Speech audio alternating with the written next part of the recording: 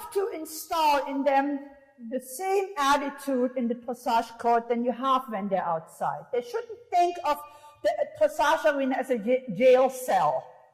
It's not a jail cell.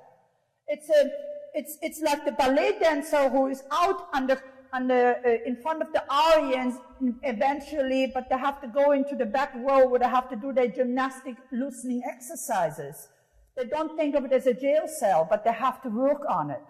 So the gymnastic work has to be done in the arena, of course, but you don't want it to feel like, oh, what a bore. You know, you have to make it a little fun, and the horses have fun when they are allowed to go. If they don't feel like they're allowed to go, they start getting really boring. And you know, and you don't want horses to have that kind of attitude. You don't want them to put them in that attitude. I think of my horses being beautiful, elegant, and lively. You know, you want them to be just as lively in the dressage court as when you turn them out in the paddock. You just have to, of course, control it.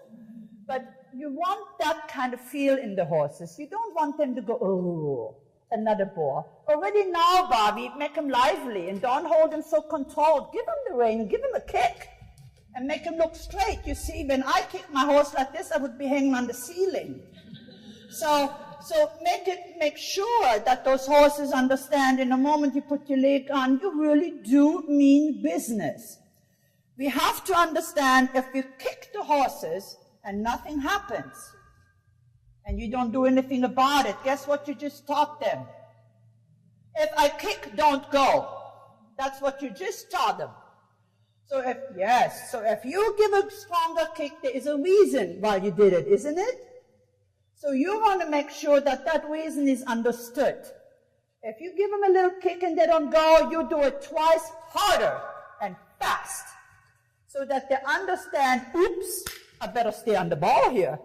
You know, then you can be light with your aids. But if you're always allowing them to be hugging on your leg like glue, you don't want them to think of the rail as glue. You don't want them to think of your leg as a support system. You don't want them to think of the bit as a balancing rod.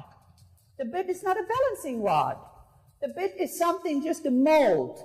Just the bit is what you catch, what you put in. You control a little the energy level. That's what you do with the bit. You shape them into a certain frame so they are able to carry the rider's weight and learn to use the hind legs more and more and more. That is why you have the bit, for no other reason.